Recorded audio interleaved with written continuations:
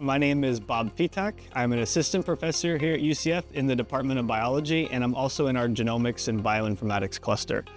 So this particular project, we're interested in how animals move, in particular how they navigate. Think of sea turtles or birds, and they can move long distances and kind of know where they're going. And one way they do that is they use Earth's magnetic field, kind of like you would with a compass. And we're interested in how these animals perceive that magnetic field. Like, how do they have a compass sense, essentially? And one hypothesis we have is that there are bacteria, and these are known bacteria that make magnets. They're like little magnet factories. And we think they're living inside of animals. And we think these bacteria that make magnets are using that information to transmit information to the animal about the magnetic field. So like there's a little microbial compass inside of animals. And so this is a hypothesis that we're studying. We've identified these little genetic signatures of these bacteria inside various animals, including humans.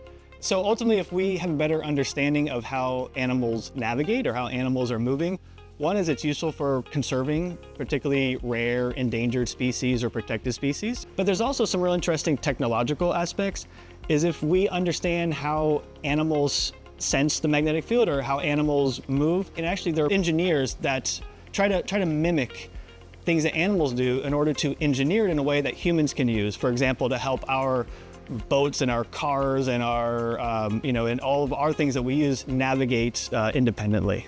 There's a worldwide database that scientists put genetic information in, and we've been able to summarize where these bacteria are located across many, many trillions of DNA sequences. And so we're able to analyze that entire database to figure out where these bacteria are present.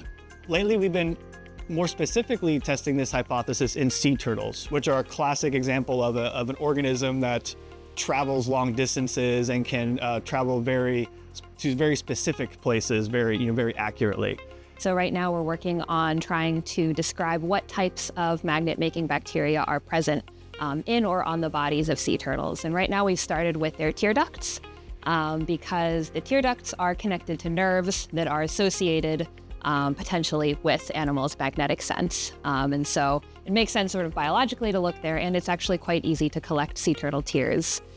So I go out and collect the sea turtle tears and then work in the lab to extract all of the DNA from those tear samples and then use sort of genomics and molecular techniques to identify what types of bacteria are present in those tear samples, and then of those bacteria, which types of those bacteria are the magnet-making ones that we're looking for. I couldn't collect the sea turtle samples without the help of the UCF Marine Turtle Research Group, and so it's been kind of a team effort. I go out as often as I can with them to collect samples myself, and then when I'm not able to be there, they collect samples for me. I have these huge goopy tears coming out of their eyes. Their eyelids don't work like ours, so in order to keep their eyes moist, they produce enormous amounts of tears while they're up on the shore laying eggs. And so I rinse it with a saline solution and then use these eye swabs to collect the tears. So the eye swabs are cool. This is what they look like. And they're actually the same types of swabs that eye surgeons use to dry off patients' tears while they're performing eye surgery. So they're super, super absorbent, and the foam puffs up when we collect the tears with them.